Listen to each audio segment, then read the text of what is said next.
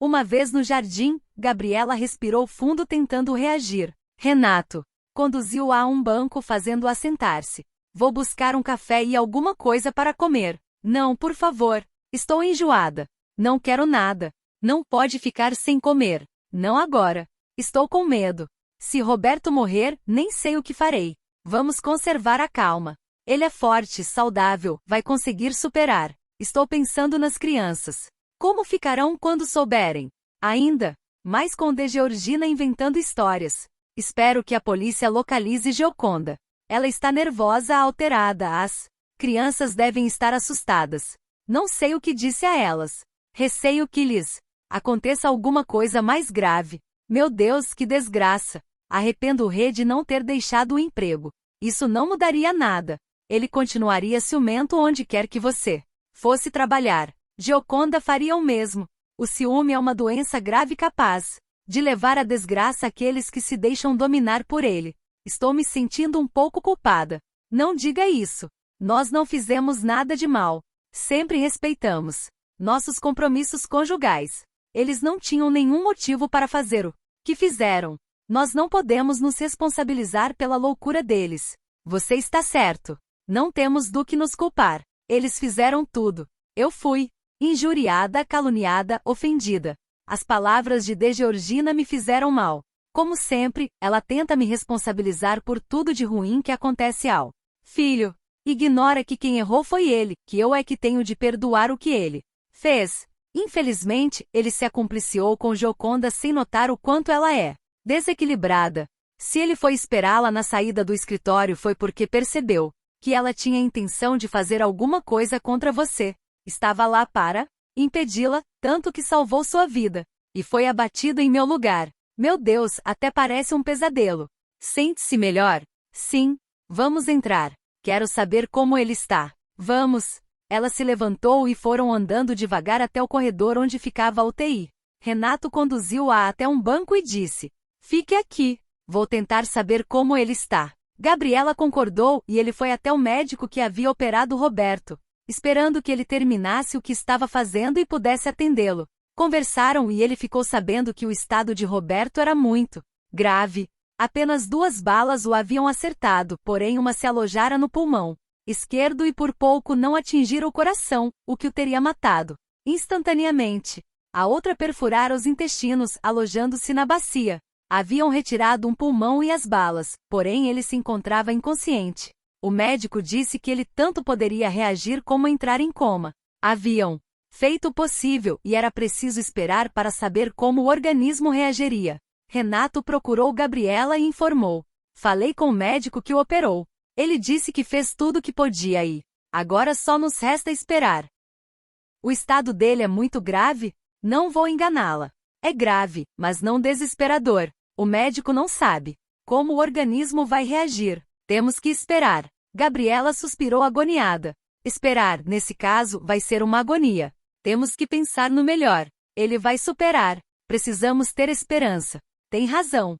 Precisamos acreditar que ele vai ficar bom. Não adianta ficarmos aqui, porque eles não vão permitir que você o veja.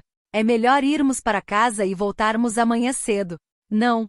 Quero ficar. Não posso abandoná-lo nesta hora. Você precisa se cuidar. Ele vai melhorar e precisar da sua ajuda para ficar bom. Depois, as crianças. Se ficar, vai esgotar suas energias e amanhã se ele estiver melhor, você não estará em condições de ajudá-lo. Não adianta ir embora. Não vou conseguir dormir. Ficando aqui tenho a impressão de que estou fazendo alguma coisa. Nesse caso também ficarei. A polícia sabe que estou aqui e vai me avisar assim que encontrar Gioconda. Não precisa fazer isso. Eu ficarei bem. A enfermeira já me ofereceu um sofá discreto para eu repousar. É que eu também não vou aguentar ficar em casa pensando que as crianças estão acompanhando Gioconda na fuga. Nem quero pensar no que lhes pode acontecer. Gabriela suspirou.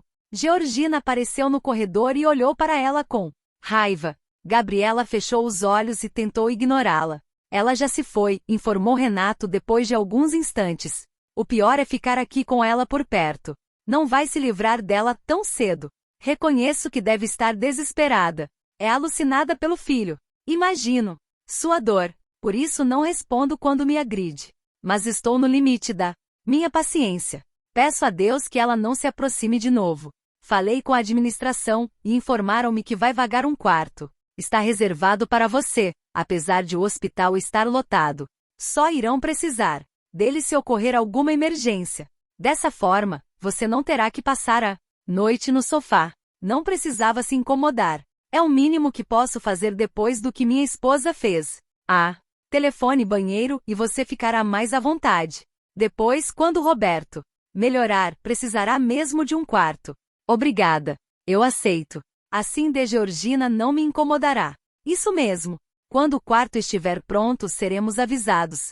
Apesar do esforço de Renato, o quarto só ficou livre às 7 da manhã, e passava das 8 quando Gabriela finalmente pôde acomodar-se.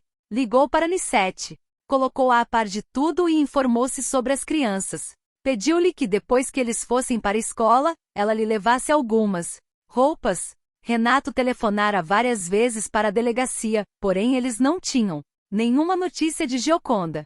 Depois de um último telefonema, dirigiu-se para o quarto de Gabriela a fim de despedir-se. Queria ir até sua casa tomar um banho, trocar de roupa. No corredor, Georgina abordou-o, entregando-lhe um jornal e dizendo: Veja o que vocês conseguiram fazer à minha família.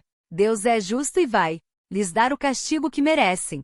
Saiu chorando antes que Renato pudesse responder. Ele abriu o jornal e viu, na primeira página, o retrato de Gioconda com a manchete: Mulher traída tenta matar a amante do marido, mas atinge o marido dela.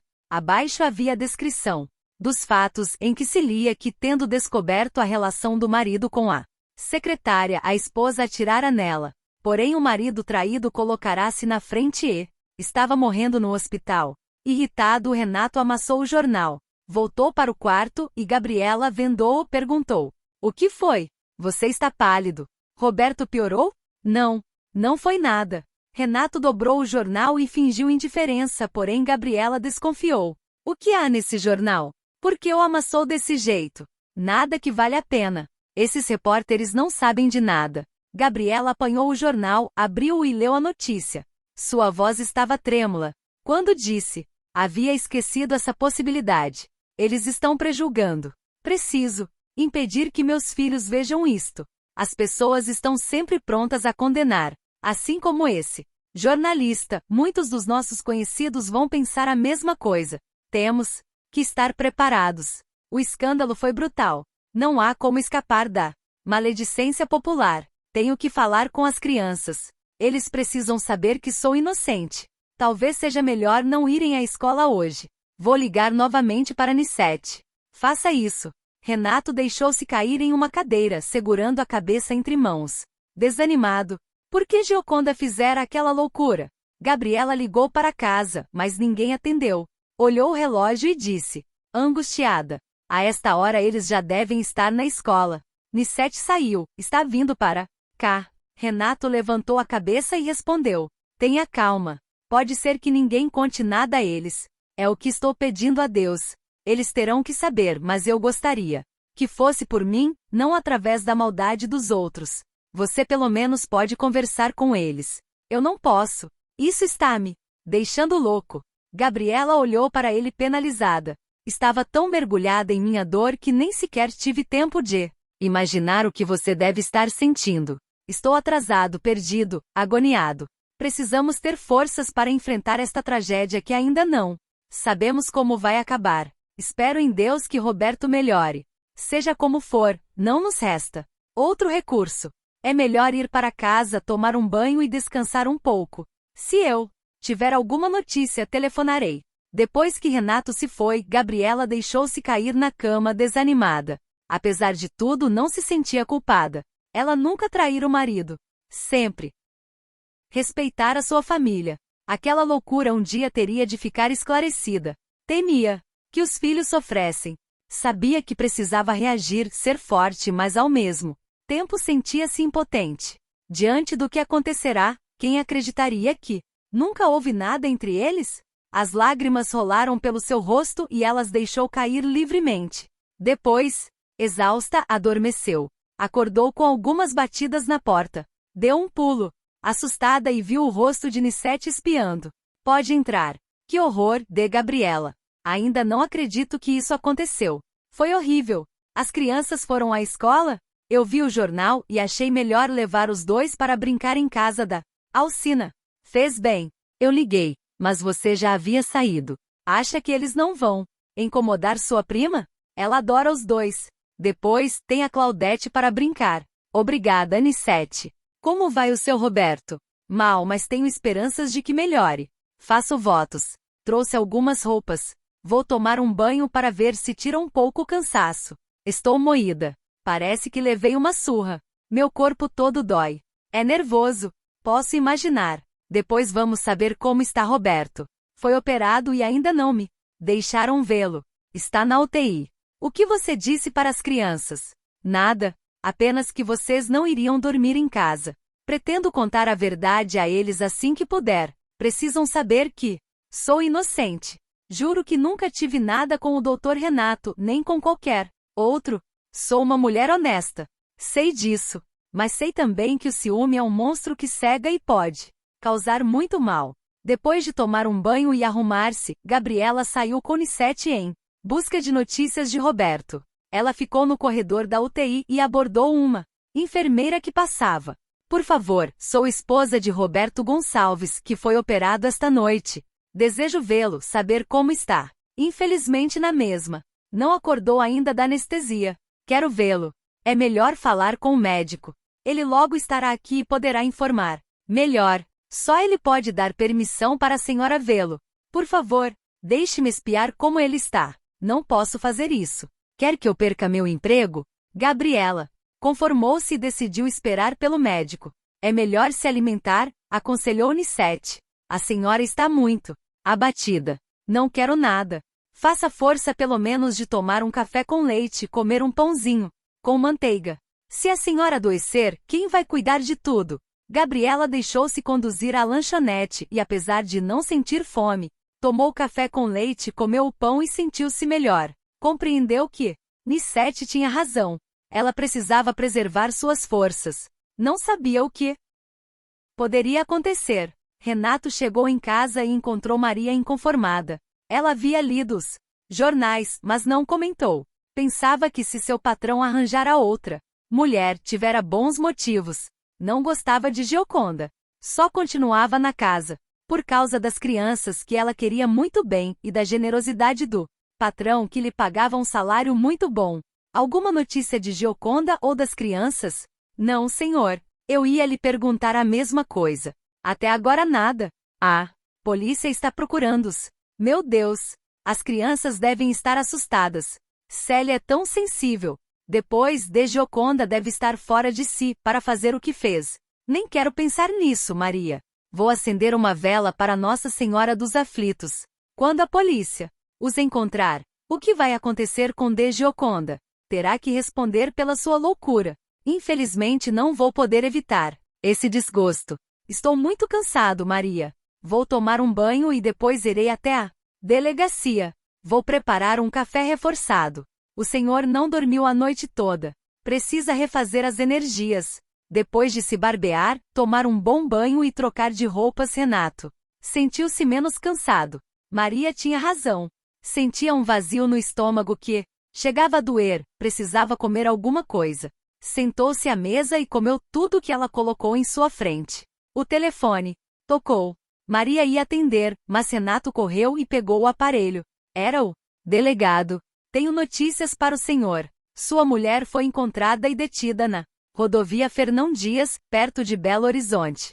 As crianças estão bem. Nossos homens estão trazendo-os para cá. Irei para aí imediatamente. Tem certeza de que as crianças estão bem? Tenho, fique tranquilo. Não precisa apressar-se. Eles vão demorar pelo menos 3 ou 4 horas. Renato resolveu ligar para seu advogado e contar a novidade. Pediu-lhe para cuidar do caso. Apesar da repulsa que sentia pelo que Gioconda fizera, não poderia abandoná-la à própria sorte. Era sua mulher, mãe de seus filhos. Como dispunha de tempo, passou pelo hospital para saber de Gabriela. Encontrou-a desanimada e triste. Falará com o médico que não lhe permitirá entrar no quarto de Roberto. Renato contou-lhe que Gioconda fora encontrada finalizando Pedi ao Dr. Altino que acompanhe o caso. Pelo menos ficaremos informados de tudo. Quando Renato partiu para ir à delegacia, Nissete aproveitou para sair com ele. Gabriela queria que ela levasse Guilherme e Maria do Carmo para casa. Uma vez na rua, considerou: o seu Roberto está muito mal. A enfermeira disse que não voltou da anestesia. Isso não é bom. Está demorando demais. O médico não nos deixou entrar no quarto dele. Renato passou a mão pelos cabelos em um gesto nervoso. Vamos pedir a Deus que ele se recupere. Ele não pode morrer. Até onde vai esta loucura? Vendo-o afastar-se angustiado, Nissete meneou a cabeça com tristeza. Oh, que seria das duas famílias se o pior acontecesse? Renato foi até a delegacia e o delegado informou que eles já estavam chegando. A polícia descobrira o carro na estrada, tentará fazer com que ela parasse. Porém ela não obedeceu e acelerou. Percebendo o quanto ela estava nervosa, os policiais, por causa das crianças, pediram reforço pelo rádio e logo apareceu outro carro policial em sentido contrário, e ela finalmente parou. Depois de pedir-lhe os documentos, prenderam-na. As crianças estavam pálidas e assustadas, porém os policiais conversaram com naturalidade e tentaram acalmá-las. Ricardinho queria saber o que estava acontecendo porque eles estavam viajando sem o pai. O policial prometeu que quando chegassem saberiam de tudo e que seu pai os estava esperando. Colocaram Ricardinho e Célia no carro da polícia dizendo: vocês já andaram em uma viatura? Não, respondeu Ricardinho. A mamãe não vem junto? Perguntou Célia, aflita.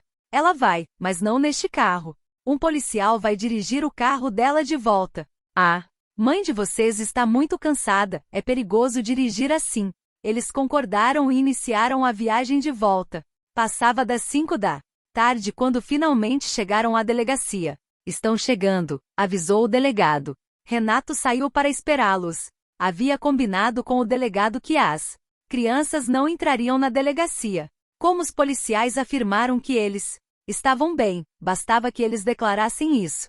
Renato os levaria para casa, no carro de Gioconda. Ela ficaria detida. O Dr. Altino já estava esperando. As crianças, assim que desceram do carro, correram a abraçar o pai, e Gioconda, vendo-os, gritou furiosa: conte para eles o que você fez. Diga todo o mal que me causou. Renato não respondeu, e os policiais levaram-na rapidamente para dentro. Pai, o que está acontecendo? Por que a mamãe foi presa? Indagou Ricardinho, tentando segurar as lágrimas. Pai, faça alguma coisa.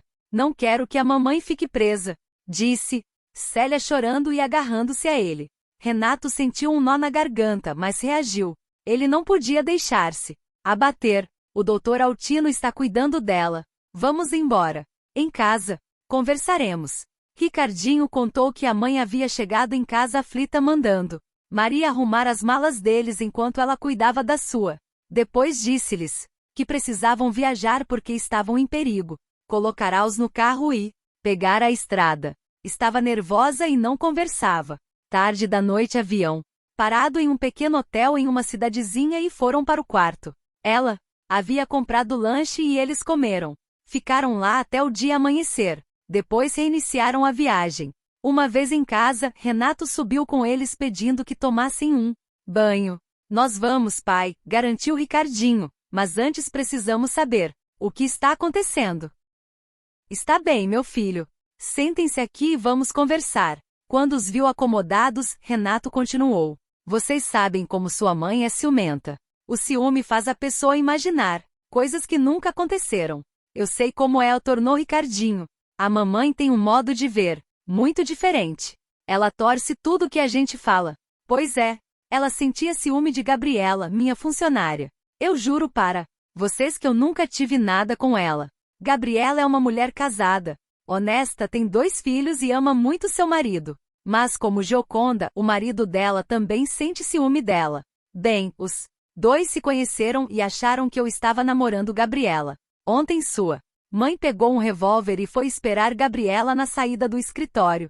Mas Roberto, que é o marido dela, também foi. Então ele viu quando Gioconda ia atirar em Gabriela e tentou impedir. Colocou-se na frente e levou os tiros. Está no hospital. Célia chorava e Ricardinho abraçava o pai, assustado. Ela vai ficar presa para sempre? Perguntou Célia.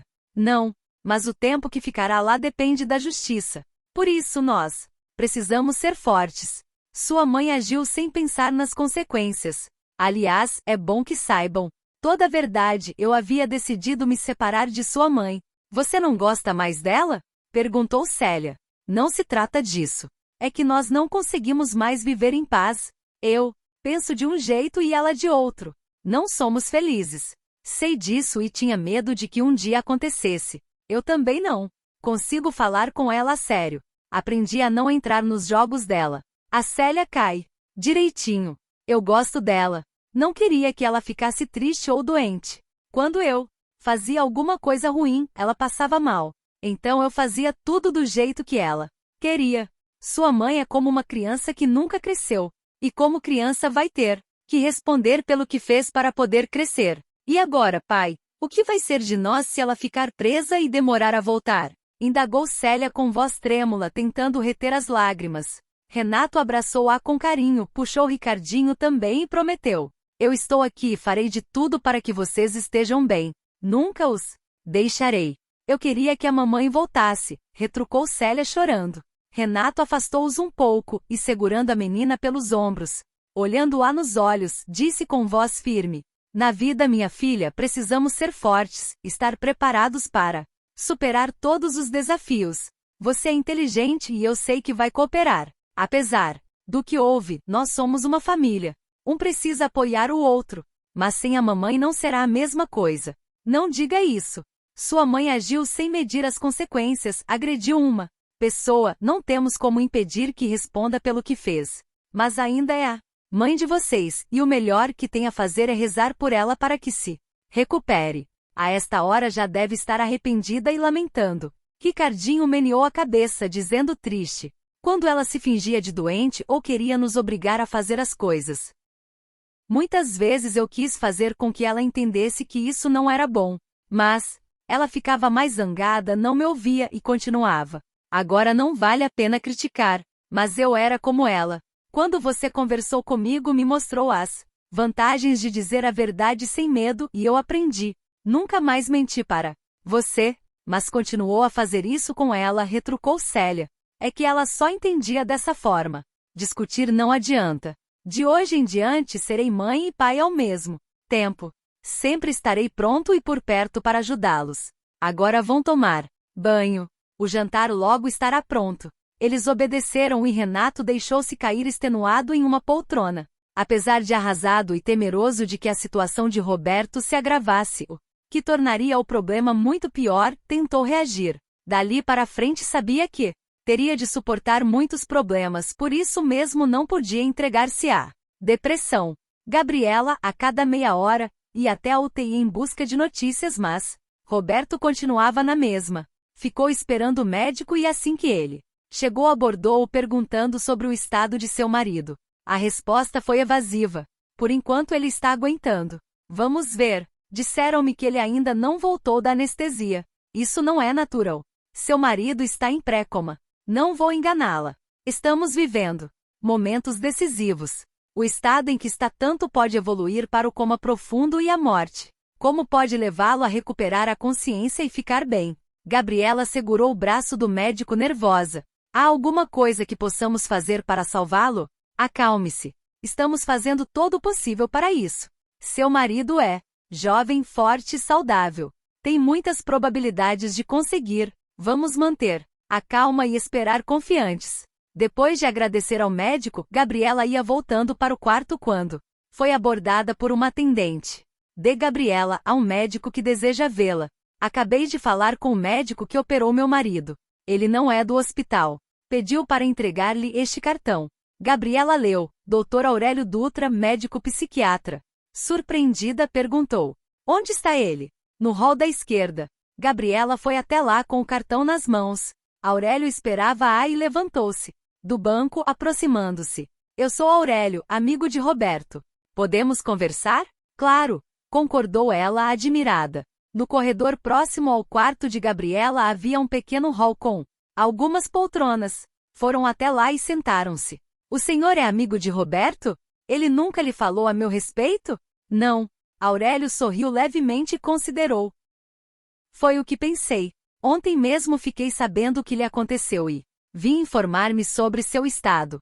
Já conversei com o médico dele. Gabriela lembrou-se da matéria do jornal e remexeu-se na poltrona pouco constrangida. Ele continuou calmo.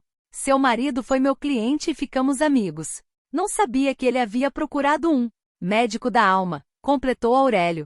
Gabriela suspirou e respondeu. Há momentos na vida em que todos precisamos de um. Por isso vim procurá-la. Desejo oferecer-lhe meu apoio neste momento. Difícil porque estão passando. Obrigado, doutor. Para dizer a verdade, eu me sinto perdida. Não sei o que será da minha vida e dos meus filhos daqui para frente.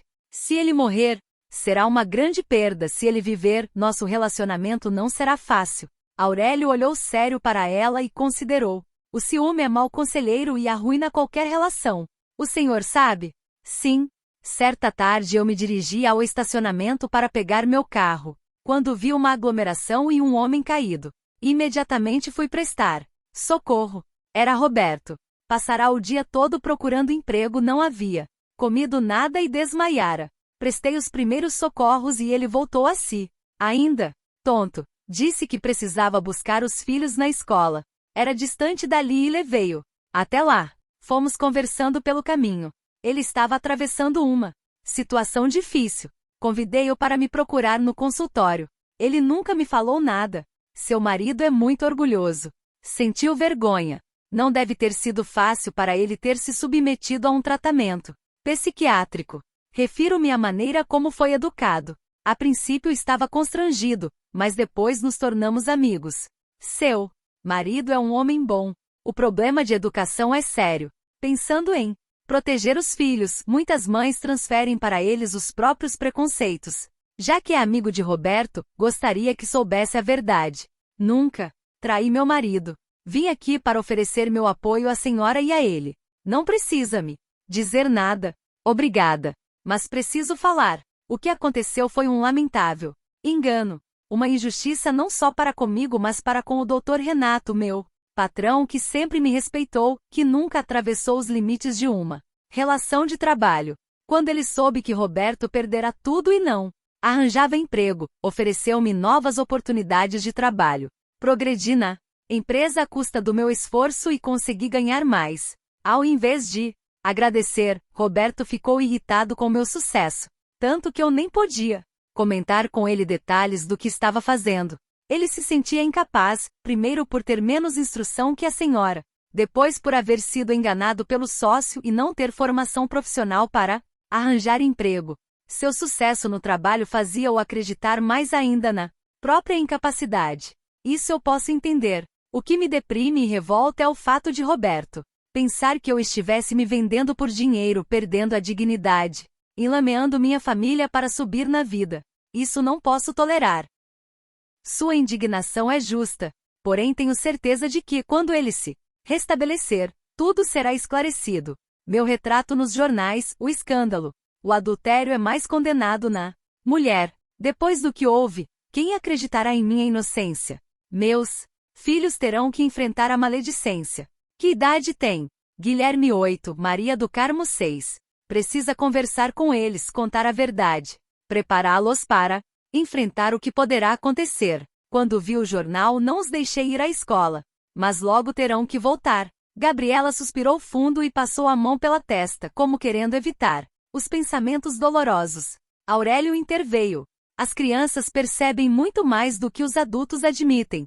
Seus filhos já devem ter notado o ciúme do pai e, por certo, vão compreender e ajudá-la a superar este momento. Depois, o tempo passa, as pessoas esquecem com facilidade. Dentro de algum tempo, ninguém mais se lembrará de nada. O pior é que não sabemos o que ainda falta acontecer. E se Roberto morrer, ficarei sozinha com as crianças. De Gioconda ficará presa. Tenho certeza de que o Dr. Renato não vai me demitir, mas terei condições de continuar no emprego depois de tudo. A maldade dos outros vai continuar me caluniando, dizendo que estou me aproveitando da ausência dela. Como sustentarei minha família se perder meu emprego? Gabriela sentiu que as lágrimas desciam pelo seu rosto e deixou-as correr livremente. Aurélio ofereceu-lhe um lenço, dizendo com voz calma: chore, Gabriela. Está doendo e você precisa jogar fora essa dor. Ela continuou soluçando por alguns minutos, depois parou, enxugou os olhos, tornou: desculpe, doutor. Sou forte. Não choro por qualquer coisa. Mas desta vez não consegui me controlar. Eu sei. Mas Roberto está vivo. Vamos esperar pelo melhor. Ele vai se curar. Estou rezando para isso. Desejo que fique bom logo. Entretanto, não vou mais suportar sua desconfiança. Pretendo separar-me dele. Posso fazer-lhe uma pergunta? Fale. A senhora deixou de amar seu marido? Gabriela ficou pensativa por alguns instantes, depois respondeu: não sei. Casamos por amor. Sempre o amei muito. Mas ultimamente, ele tem se mostrado diferente, desconfiado, deixou de ser aquele moço alegre, confiante e bom pelo qual me apaixonei. Agora, depois de tudo que ele fez, sinto tanta indignação, tanta raiva. Chego a pensar que meu amor acabou. Pelo que me contaram, ele se colocou na sua frente quando ela atirou. Salvou sua vida.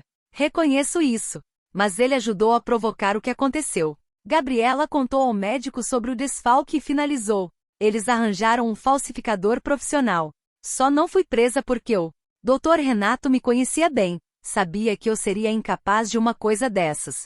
E mandou investigar. Muitas coisas ainda precisam ser esclarecidas. Não sabemos como meu marido e de Gioconda se conheceram e tramaram tudo. Fato é que ele sabia que ela pretendia me matar, por isso foi me esperar na saída do trabalho. Ele não costumava fazer isso. Porque foi exatamente naquela tarde. Aurélio fitou a sério. Roberto havia ido longe demais. Na ânsia de conservar o amor da mulher, talvez a houvesse perdido para sempre. Seja como for, Gabriela, de nada adianta ficar se atormentando, imaginando o futuro. O melhor será cuidar da sua saúde, conservar o equilíbrio emocional, preparar-se para enfrentar seja o que for e ir em frente. Seus filhos precisam da sua força. E Roberto ainda mais. Tenho certeza de que não se negará a ajudá-lo a superar essa fase. Quando ele tomar consciência do mal que provocou, ficará em crise. Vai precisar de apoio. O arrependimento dói e o remorso destrói a vontade de viver. Tem razão, doutor. Vou reagir. Não tomarei nenhuma decisão antes de Roberto recuperar a saúde. Vejo que entendeu. Recebeu meu cartão. Se precisar desabafar, conversar, procure-me. Tem em mim um amigo. Obrigada, doutor. Fico-lhe muito grata pelo seu interesse. Suas palavras deram-me grande conforto. Aurélio saiu e Gabriela foi mais uma vez tentar informar-se sobre o estado de Roberto. Ele continuava na mesma.